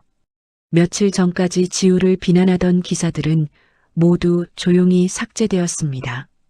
대신 지우를 칭찬하고 응원하는 기사가 쏟아졌어요. 포털 사이트 메인 화면은 지우의 이야기로 가득했습니다. 언론사들은 자신들이 먼저 지우를 의심했던 사실은 쏙 빼고 마치 처음부터 지우를 믿었던 것처럼 보도했습니다. 누구도 자신들의 잘못을 인정하지 않았어요. 지우의 핸드폰에는 연락이 폭주했습니다. 사과하는 문자, 응원하는 메시지, 인터뷰 요청, 광고 제안, 방송 출연 섭외까지 하루에 수백 통의 연락이 왔어요. 매니지먼트 회사에서도 연락이 왔고 출판사에서는 책 출간 제안을 했습니다. 화장품 회사는 모델 제안을, 대학교는 장학금을 제시했어요. 학교 커뮤니티도 분위기가 완전히 바뀌었습니다. 지우 언니 진짜 대단하다. 존경스러워. 우리가 오해했어. 정말 미안해. 진심으로 사과할게. 이런 사람이 진짜 영웅이지. 요즘 보기 드문 사람. 김세란 그 나쁜 년 감옥에서 평생 썩어라. 지우 언니 우리 학교의 자랑이야. 댓글은 수천 개가 달렸습니다. 며칠 전 지우를 비난하던 사람들이 이제는 가장 열렬하게 응원하고 있었어요. 같은 아이디들이 태도를 180도 바꿔 댓글을 달고 있었습니다. 지우는 그 댓글들을 보며 씁쓸하게 웃었습니다. 사람들은 진실보다 분위기에 휩쓸리는구나 하는 생각이 들었어요. 친구 수진에게서도 긴 문자가 왔습니다. 지우야, 뉴스 다 봤어. 진짜 너였구나. 왜 말 안 했어? 얼마나 힘들었어. 미안해, 나도 의심했어. 학교에서 이상한 소문 들었을 때 너한테 직접 물어봤어야 했는데. 정말 미안해. 용서해줘. 지우는 한참을 망설이다가 답장했습니다. 괜찮아. 내 잘못 아니야. 나도 말 못해서 미안해. 며칠 후 검찰은 김세란과 최진우를 정식 기소했습니다. 혐의는 납치, 감금, 살인 미수였어요. 증거는 충분했습니다. 강인호 회장의 증언, CCTV 영상, 최진우의 자백, 지우의 목격담, 통화 기록, 계좌이체 내역까지 김세란이 빠져나갈 구멍은 없었습니다. 검찰은 징역 20년을 구형했어요. 재판은 빠르게 진행되었습니다. 언론의 관심이 집중되었고 국민들도 이 사건을 주목했어요. 법정에는 방청객이 가득했고 방청권을 얻기 위해 새벽부터 줄을 선 사람도 있었습니다. 기자들도 몰려들었어요. 김세란은 법정에서도 자신의 무죄를 주장했습니다. 저는 회사를 위해 한 일입니다. 오빠는 너무 보수적이었어요. 하지만 증거 앞에서 그녀의 주장은 무력했어요. 최진우는 모든 것을 자백했고 김세란의 지시를 받았다고 증언했습니다. 판결이 내려졌습니다. 김세란은 징역 15년, 최진우는 징역 10년. 법정은 술렁였고 김세란은 비명을 질렀습니다. 하지만 판사는 냉정했습니다. 사건이 마무리되고 강도연은 지우를 레지던스로 찾아왔습니다. 한지우 씨, 모든 게 끝났습니다. 1년 후 봄이 왔습니다. 서울의 거리에는 벚꽃이 흩날리고 있었어요. 한지우는 대학교 캠퍼스를 걷고 있었습니다. 새 학기가 시작되었고 신입생들이 여기저기서 설레는 표정으로 돌아다니고 있었어요. 지우는 이제 3학년이 되었습니다. 지난 1년은 지우에게 많은 변화를 가져왔어요.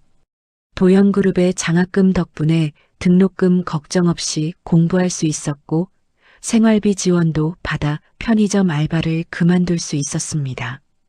원룸도 더 넓고 따뜻한 곳으로 이사했어요. 여전히 작았지만 지우에게는 충분했습니다. 하지만 가장 큰 변화는 내면에 있었어요. 지우는 그 사건을 통해 많은 것을 배웠습니다. 사람들의 이중성, 언론의 무책임함, 그리고 동시에 진실의 힘도요. 힘든 시간이었지만 지우는 후회하지 않았어요. 자신이 한 선택이 옳았다는 걸 알았으니까요. 지우야. 뒤에서 수진의 목소리가 들렸습니다. 지우는 돌아서며 미소 지었어요. 수진은 숨을 헐떡이며 달려왔습니다. 오늘 점심 같이 먹자. 내가 살게. 또, 지난주에도 내가 샀잖아. 괜찮아. 내가 고생 많이 했으니까. 수진은 지우의 팔짱을 끼며 웃었습니다. 두 사람의 우정은 그 사건 이후 더 돈독해졌어요. 수진은 자신이 지우를 의심했던 것을 진심으로 사과했고 지우는 그것을 받아들였습니다. 진짜 친구는 실수를 해도 다시 시작할 수 있다는 걸 알았으니까요. 학생 식당에서 점심을 먹으며 두 사람은 이런저런 이야기를 나눴습니다. 수업 얘기, 교수님 얘기, 앞으로의 계획까지. 평범한 대학생의 일상이었어요. 지우는 이 평범함이 얼마나 소중한지 알았습니다. 오후가 되자 지우의 핸드폰이 울렸습니다. 강도연이었어요. 지난 1년 동안 강도연은 가끔 지우에게 연락했습니다. 처음에는 안부를 묻는 정도였지만 점점 대화가 길어졌어요. 둘은 친구가 되었습니다. 한지우 씨, 오늘 시간 있으세요? 네, 오후 수업은 없어요. 그럼 잠깐 만날 수 있을까요? 아버지께서 꼭 뵙고 싶어 하세요. 지우는 도연그룹 본사로 향했습니다. 1년 전 처음 왔을 때와는 달리 이제는 낯설지 않았어요. 김민수 차장이 로비에서 반갑게 맞이했습니다. 한지우 씨, 오랜만입니다. 건강하셨어요? 네, 잘 지냈어요. 김민수가 지우를 회장실로 안내했습니다. 엘리베이터를 타고 최상층으로 올라갔어요. 문이 열리자 넓은 비서실이 나타났고 비서들이 정중하게 인사했습니다. 회장실 문이 열렸어요. 강인호 회장은 책상에서 일어나 지우를 맞이했습니다. 1년 전보다 훨씬 건강해 보였어요. 얼굴에는 혈색이 돌았고 걸음걸이도 힘차 보였습니다. 옆에는 강도연이 서 있었어요. 지우 씨, 오랜만입니다. 앉으세요. 회장이 따뜻하게 말했습니다. 지우는 소파에 앉았어요. 회장은 그 옆에 앉으며 미소 지었습니다. 학교 생활은 잘하고 있나요? 네, 덕분에 잘 지내고 있어요. 다행입니다. 장학금은 충분한가요? 더 필요한 게 있으면 언제든 말씀하세요. 충분해요. 정말 감사합니다. 회장은 고개를 끄덕이며 차를 한 모금 마셨습니다. 그리고 천천히 말을 이었어요. 지우 씨, 사실 오늘 부른 이유가 있습니다. 제안을 하나 드리고 싶어서요. 지우는 궁금한 표정으로 회장을 바라봤습니다. 강도연도 옆에서 미소 지으며 지켜보고 있었어요. 졸업하시면 저희 회사에 오시는 게 어떨까요? 정식 직원으로요. 지우는 놀란 표정을 지었습니다. 예상하지 못한 제안이었어요. 저는 아직 실력도 부족하고 실력은 배우면 됩니다. 중요한 건 사람의 됨됨이죠. 지우 씨는 그것을 충분히 보여주셨어요. 회장의 눈빛은 진지했습니다. 강도연이 말을 보탰어요. 저희 회사 사회공헌팀에서 일하시면 어떨까요? 지우 씨의 경험이 많은 도움이 될 거예요. 어려운 사람들을 돕는 일 지우 씨에게 잘 맞을 것 같아서요. 지우는 잠시 생각에 잠겼습니다. 대기업 취업은 모든 대학생의 꿈이었어요. 하지만 지우는 그것보다 더 중요한 게 있다는 걸 알았습니다. 감사합니다. 하지만 저는 제 길을 찾고 싶어요. 회장과 강도연은 놀란 표를 지었습니다. 지우는 미소 지으며 말을 이었어요. 저는 사회복지사가 되고 싶어요. 가난하고 힘든 사람들을 돕는 일을요. 제가 겪었던 어려움을 다른 사람들도 겪고 있잖아요. 그들을 돕고 싶어요. 회장은 잠시 지우를 바라보다가 천천히 고개를 끄덕였습니다. 좋은 꿈입니다. 그럼 이렇게 하죠. 졸업 후에 우리 재단에서 일하시는 건 어떨까요? 도연재단은 사회복지 사업도 많이 하고 있어요. 거기서 일하시면 지우 씨의 꿈도 이루고 더 많은 사람들을 도울 수 있을 겁니다. 지우는 그 제안을 듣고 진지하게 고민했습니다. 나쁘지 않았어요. 오히려 자신의 꿈을 더 크게 이룰 수 있는 기회였습니다. 생각해 볼게요. 서두르지 마세요. 천천히 생각하시고 결정하세요. 회장이 따뜻하게 말했습니다. 그리고 서랍에서 봉투 하나를 꺼냈어요. 이건 작은 선물입니다. 받아주세요.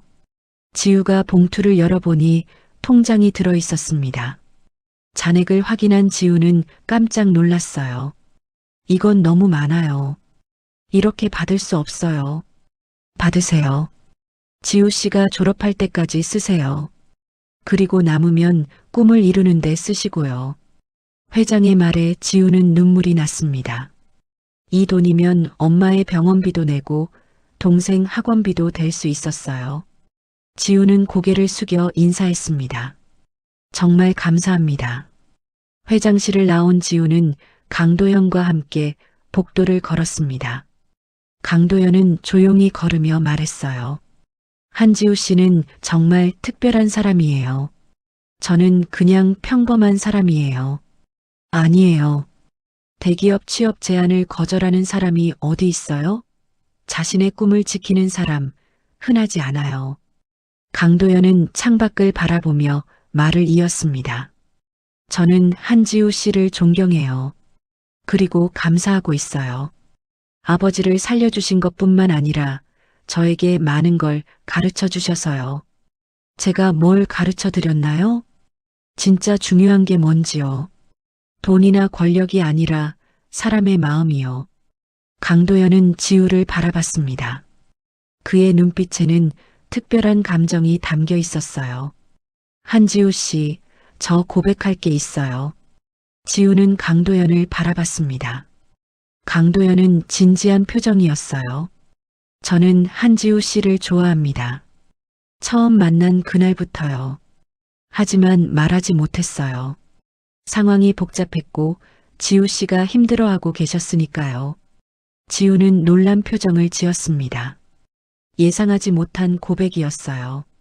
저는 답을 바로 듣고 싶지 않아요. 천천히 생각하세요. 그리고 부담 갖지 마세요. 지우 씨의 대답이 무엇이든 저는 친구로 남고 싶어요. 강도현은 미소 지으며 손을 내밀었습니다. 지우는 그 손을 잡았어요. 따뜻했습니다. 그날 저녁 지우는 원룸으로 돌아왔습니다. 작지만 아늑한 공간이었어요. 창밖으로는 석양이 지고 있었고 서울의 하늘은 주황빛으로 물들어 있었습니다. 지우는 창가에 앉아 지난 1년을 떠올렸어요. 쓰러진 노인을 발견했던 그날 밤, 전 재산을 치료비로 낸 그 순간, 의심받고 비난받았던 시간들, 가리고 진실이 밝혀진 날, 모든 게 꿈 같았습니다. 하지만 분명한 현실이었어요. 지우는 통장을 꺼내봤습니다. 회장님이 주신 선물. 이 돈이면 엄마 병원비를 낼 수 있었어요. 동생 학원비도 되고 생활비도 여유 있게 쓸 수 있었습니다. 지우는 즉시 엄마에게 전화를 걸었어요. 엄마, 나야. 이번 달 병원비 걱정하지 마. 내가 다 낼게. 지우야, 넌 학생인데 어떡해. 괜찮아. 장학금도 받고 지원도 받아서 걱정 마. 그리고 동생 학원비도 내가 보낼게. 엄마의 울먹이는 목소리가 들렸습니다. 우리 딸 장하다. 정말 고맙다. 전화를 끊고 지우는 창밖을 바라봤습니다. 별들이 하나둘 나타나기 시작했어요. 서울의 밤하늘은 빛공해 때문에 별이 잘 보이지 않았지만 그래도 몇 개는 반짝이고 있었습니다. 지우는 생각했습니다. 자신의 작은 선택이 이렇게 큰 변화를 가져올 줄 몰랐어요. 50만 원 전 재산이었지만 그것으로 한 사람의 생명을 구했습니다. 그리고 진실을 밝혀냈고 악인을 처벌했어요. 강도현의 고백도 떠올랐습니다. 지우는 아직 답을 정하지 못했어요. 하지만 서두를 필요는 없었습니다. 천천히 마음을 살펴보고 결정하면 되니까요. 핸드폰을 열어 메모장에 적었습니다. 나의 꿈 사회복지사가 되어 어려운 사람들 돕기, 엄마 병원비 내고 동생 대학 보내기, 따뜻한 사람으로 살기. 간단하지만 확실한 꿈이었어요. 지우는 미소 지으며 핸드폰을 내려놨습니다. 추운 새벽, 쓰러진 한 사람을 외면하지 않았던 지우의 선택은 그녀의 인생을 바꿨습니다. 힘든 시간도 있었지만 진실은 결국 밝혀졌어요. 그리고 그 과정에서 지우는 더 단단한 사람이 되었습니다.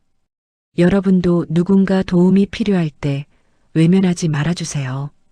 작은 선택이 누군가의 인생을, 그리고 여러분의 인생을 바꿀 수 있으니까요. 오늘의 이야기가 마음 한구석에 작은 숨결처럼 스며들었다면 앞으로도 당신의 하루에 조용한 위로가 되어드릴 이야기로 찾아오겠습니다. 구독과 좋아요는 큰 힘이 됩니다. 그리고 사연의 주인공을 위한 따뜻한 응원 한 줄 댓글에 남겨주세요. 당신의 오늘이 조금 더 행복하길 기원합니다. 인생우리였습니다.